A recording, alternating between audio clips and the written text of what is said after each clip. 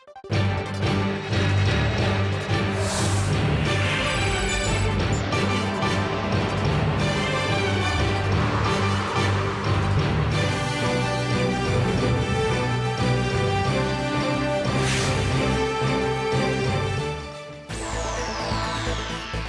the headlines, the U.S. and Cuba agree to end decades of hostility and restore diplomatic relations.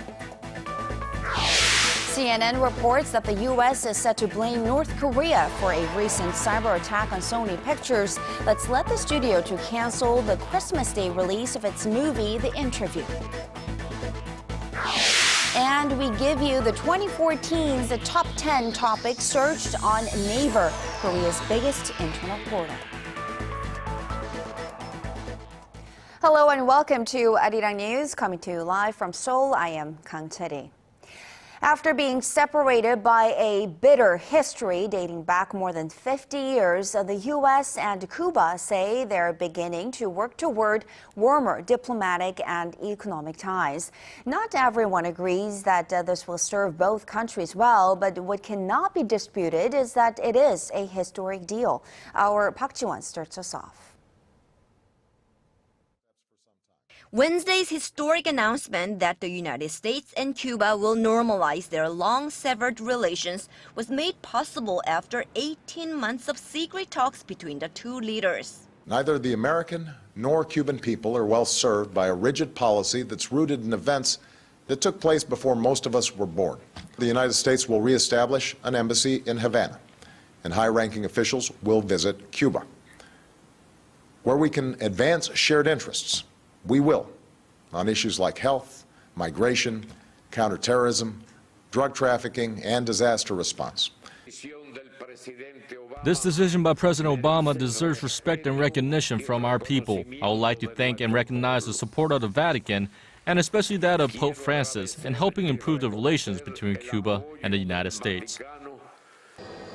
Bringing an end to more than 50 years of hostility, Cuba released U.S. aid worker Alan Gross on humanitarian grounds after he spent 5 years in a Cuban prison. In return, the U.S. will also release 3 Cuban intelligence agents. World leaders, particularly those from Latin American countries, hailed the news. I think that the possibility of the end of the blockade gives Cuba the conditions to coexist with the international community, something that is extremely relevant for the Cuban people and for all of Latin America. I want to point out that this is a key step, a historic step, a brave move that will allow for an important advance in the process of integration for all America. Experts say the restoration of ties will benefit people in both countries. It'll be easier for Americans to travel to Cuba. It'll be easier for Americans to send money to Cuba. And it will be much easier for Americans to support the emerging private sector, even with trade and capital infusions. All of that should help a rather weak Cuban economy. Washington and Havana severed diplomatic relations in 1961 after former Cuban leader Fidel Castro seized power and became the first communist leader of the country in 1959. Park Ji-won, ARIRANG News. And that development has many talking about the economic and political impact that it will have in the region. But many in Korea, in South Korea that is, are wondering about it takes a slightly different angle. North Korea watchers are eyeing whether this will lead to Washington putting more efforts into normalizing its ties with another communist state, North Korea. Lee Ji-yoon tells us more.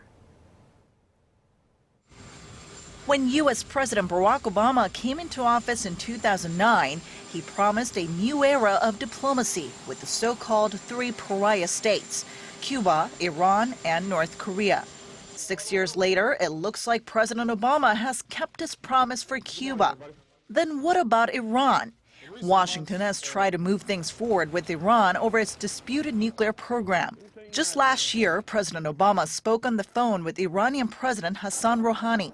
This was the first direct conversation between leaders of Washington and Tehran in more than 3 decades. So now that leaves North Korea. President Obama admitted that the policy of isolation wasn't working for Cuba. And experts say it's possible that Obama might relax his isolation policy toward North Korea as well, to open up for more dialogue with Pyongyang. In fact, the top U.S. diplomat for East Asia, Daniel Russell, said Tuesday that the Obama administration has never been hesitant about holding direct talks with North Korea. He said Washington is waiting with open arms for dialogue with Pyongyang outside of six-party nuclear talks. Others say, though, that it's too early to link North Korea with what's happened with Cuba.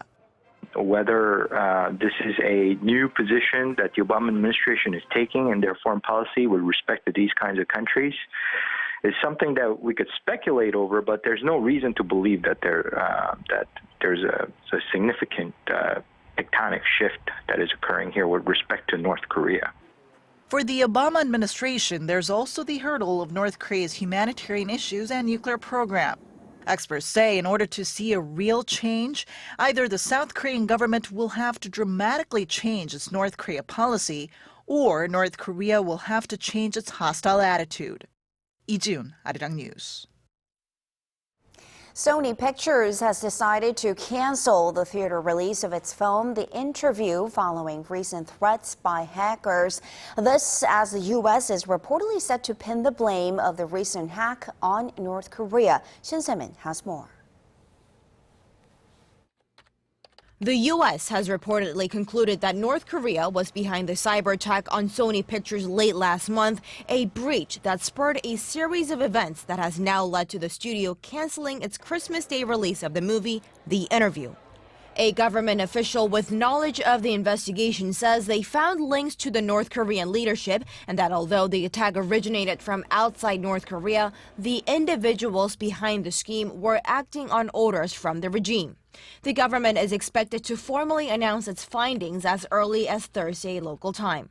The same group that claimed responsibility for the security breach, the Guardians of Peace, also threatened a 9/11-style attack on theaters that screened The Interview, a comedy that centers on a CIA plot to assassinate North Korean leader Kim Jong-un. That threat forced 5 major theater chains, including AMC, Regal, and Cinemark Cinemas, to scrap plans to show the film. Sony responded by saying that it would not release a film at all in theaters, but made no mention of what it plans to do with the movie. The studio said that while it was deeply disappointed and stood by the right to freedom of expression, it respected and shared the concerns. Shin Se-min, 아리랑 뉴스. And staying with Kim Jong-un, during his 3 years in absolute power, North Korean leader Kim Jong-un has beefed up efforts for economic development centered on attracting foreign investment. In the second part of our 3-part series, our Hwang Sung-in takes a look at the changes made in the North Korean economy and what more needs to be done. You see high-rise apartments, taxis, people using mobile phones, and children on rollerblades all on the streets of the North Korean capital, Pyongyang. Now, North Korea has recorded 3 straight years of economic growth, although it is in the 1% range, and experts attribute this to Kim Jong-un's relaxed regulations. Small companies have been granted autonomy in management, although there are limits to self-sufficiency. Such marketization through 장마당 or black markets allows people to more easily buy materials.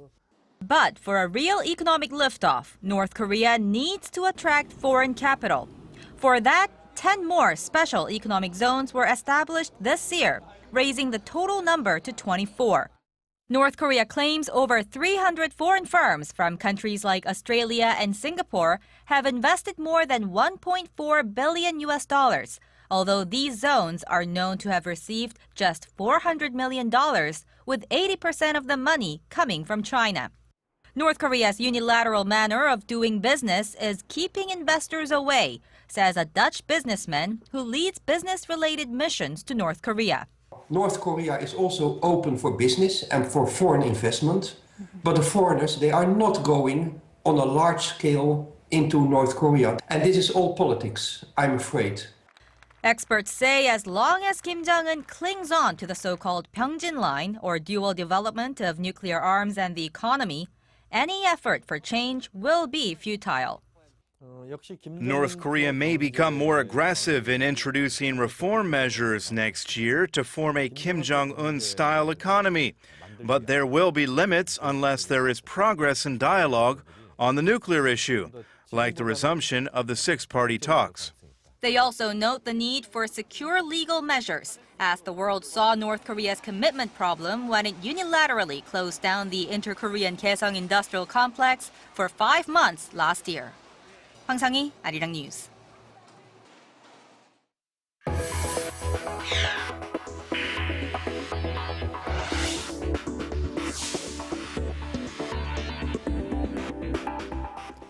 Russian President Vladimir Putin says his economy will bounce back in 2 years. In his annual year-end news conference today, Putin said his country's current economic woes could last for the next 2 years at worst, but said the economy will eventually return to normal growth.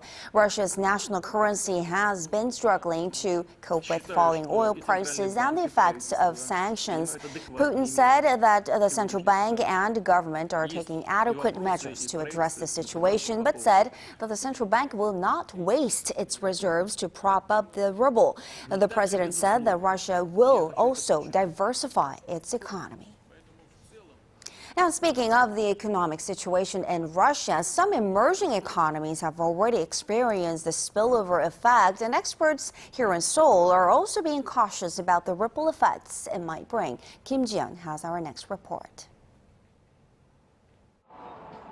Fears of a full-blown financial crisis in Russia are spreading as inflation is rising amid slow growth, fueled by falling oil prices and Western sanctions.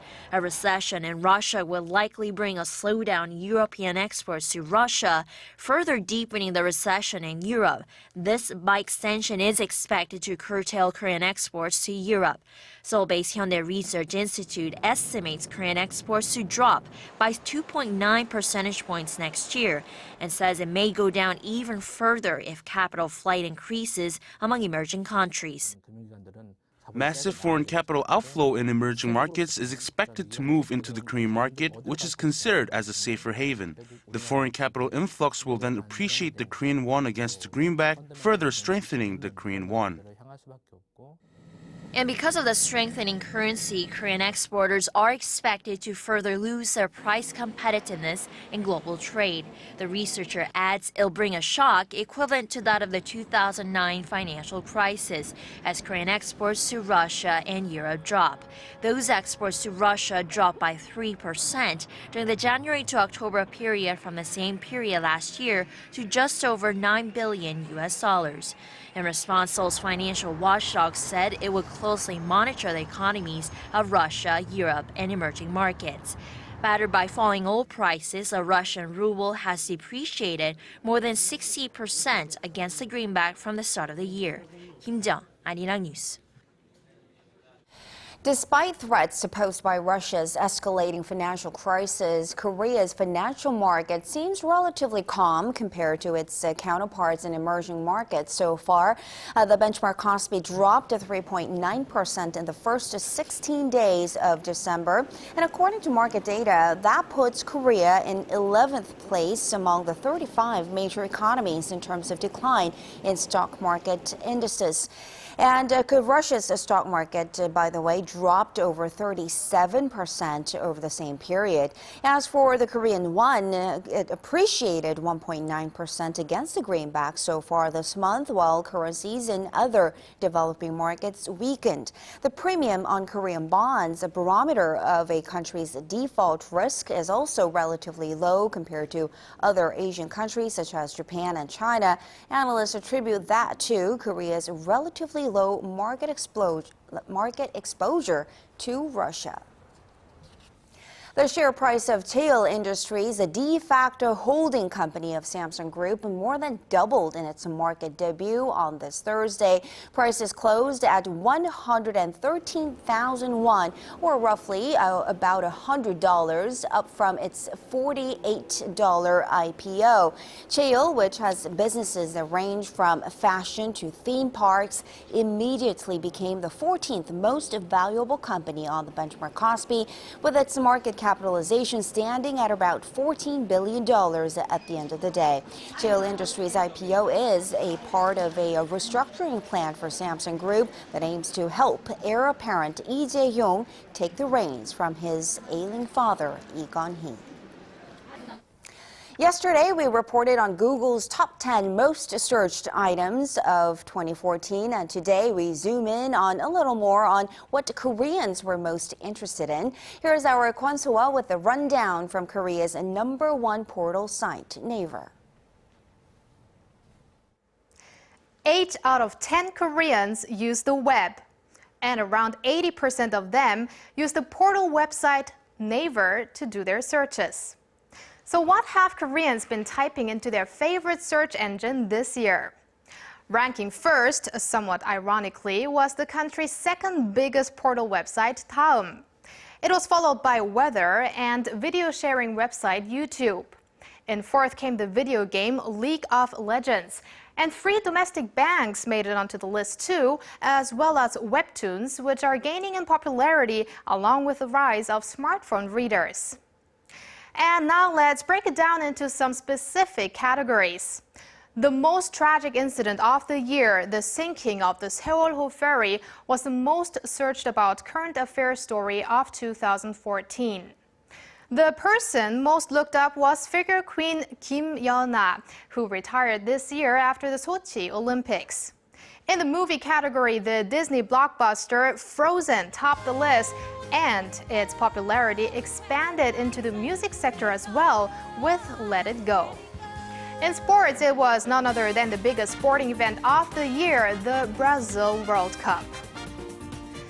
Now, weather wasn't just a popular search on the Naver website, but also on its mobile version, as well as on Google Korea.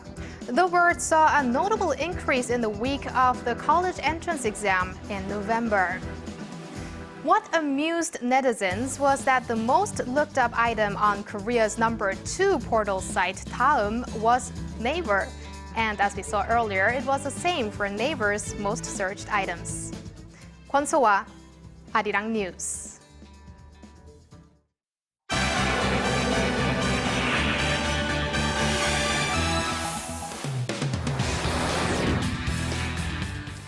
Stocks on Wall Street saw their biggest gains in over a year after the U.S. Federal Reserve said it would keep its near-zero interest rate steady until next year. For more, we turn to Paul Lee at the News Center. Paul, the Fed gave an upbeat assessment of the U.S. economy, and the market seems to like that.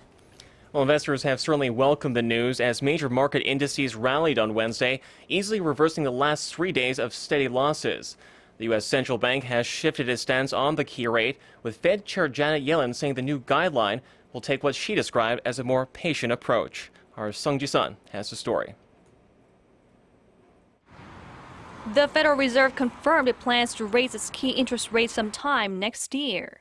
At the end of a 2-day monetary policy meeting, the U.S. Central Bank said it will be patient when it comes to making a decision on when to increase the rate, a change in wording from keeping the rate for a considerable period. While the phrase hints more flexibility in its timing, Fed Chair Janet Yellen said the new guidance is consistent with its previous direction. The Fed said while the U.S. economy was expanding at a moderate rate, its pace of recovery is much faster than that in the Eurozone or Japan, and strong job creation has pushed unemployment down to a 6-year low of 5.6%. Yellen added officials would feel comfortable raising rates as long as other economic signals stay strong and inflation meet its goal of 2%, but it would not take place before the second quarter of next year. At some point, it will become appropriate to begin reducing policy accommodation. But based on its current outlook, the committee judges that it can be patient in doing so. In particular, the committee considers it unlikely to begin the normalization process for at least the next couple of meetings. Following the announcement, the dollar rallied broadly against major currencies on Wednesday, and U.S. stock markets were upbeat after 3 days of losses. Despite the sharp drop in oil prices and the collapse of the Russian ruble in recent months, the Fed statement did not touch on the recent global economic turmoil. Asked whether the Russian crisis could harm the U.S. economy, Yellen said the two countries were too loosely linked to expect any appreciable impact, but that they're keeping an eye on the issue. 송지선, 아리랑 뉴스. And turning now to the United Nations, the Secretary General Ban Ki-moon has called on the international community to tackle the greatest threats to world peace, declaring 2015 next year as a time for global action. So what are some of the most pressing issues that he pointed out? Well, the UN chief said on Wednesday that nations need to do more next year to counter extremism, while at the same time helping those most affected by poverty and war. Speaking at the UN's year-end press conference, Ban said the Ebola crisis in West Africa is a particular concern. He stressed that the fight against the deadly disease would continue until every last case is eliminated. On the Syrian conflict, Ban said it was the international body's top priority to end the violence. I want to see the response, but what is most important at this time, after almost 4 years of killing each other, the violence must stop, regardless of what kind of argument or difference of opinions there may be. Violence must stop, and they should sit down together to talk about their own future in a peaceful manner. Ban also strongly urged Israel and the Palestinians to sit down for peace talks to discuss the possibility of a two-state solution. This as the Palestinian leadership is slated to present a draft resolution to the Security Council on setting a deadline for an Israeli withdrawal by 2016. And shifting to the latest in industry news, the embattled ride-sharing service Uber has gained a powerful ally, it looks like, as it's preparing to expand into China. So what's the plan for Uber?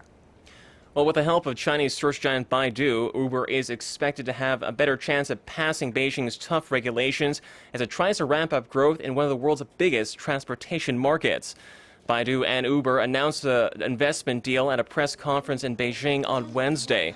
Under the agreement, Baidu will pump financial capital into the San Francisco startup, as well as link its massive user base to Uber's smartphone application. In turn, Uber will leverage Baidu's strengths in the mobile search and mapping sectors. Hundreds of millions of people open Baidu Maps every day. They're looking at where they're going to next. Uber and our role here is that we feel like we help connect this intent to an offline experience. And so this technology collaboration will see Uber integrate Baidu's mobile services and resources, enhancing the digital experience for Chinese users. The partnership comes as Uber continues to push ahead in some 250 cities around the world, despite facing fierce opposition from taxi associations and government regulators. Certainly keeping an eye on how that collaboration comes out to be. And finally, the Italian capital of Rome has erupted in celebration to mark the 78th birthday of Pope Francis. And it looks like the pontiff received quite an unusual gift this year from his followers. That's right after crowds of pilgrims sang happy birthday to Pope Francis on Wednesday, a flash mob of tango dancers filled St. Peter's Square to perform for the Holy Father. Born in Buenos Aires, Francis is said to have been a fan of the Argentinian music genre and passionate dance form as a young man, according to his sister. Moving in the shadow of the ancient castle of St. Angelo, the group of some 2,000 international dancers said it was a pleasure to perform for the Pope. We have all come together to dance the tango for the Pope, and we have met with dancers from all over the world. Francis is celebrating his second birthday as the leader of the Roman Catholic Church. Instead of a lavish ceremony, he chose to follow his regular routine and spend his birthday working at the Vatican. Charity? All right, Paul, let's leave it there. Good stuff today. Thank you so much for those stories, and we'll see you again in just about 2 hours.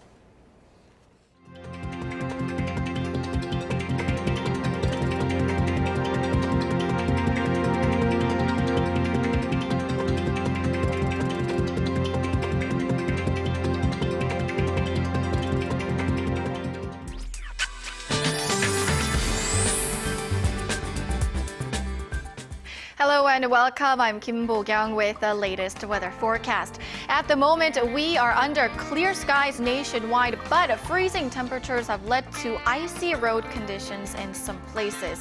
Well, today was the coldest day of the season so far, with numbers dipping to minus 13 degrees here in Seoul, and it looks like more snow is in store. Up to 10 centimeters will fall in parts of the northern regions, while about 1 to 5 is expected for the central areas, including Seoul.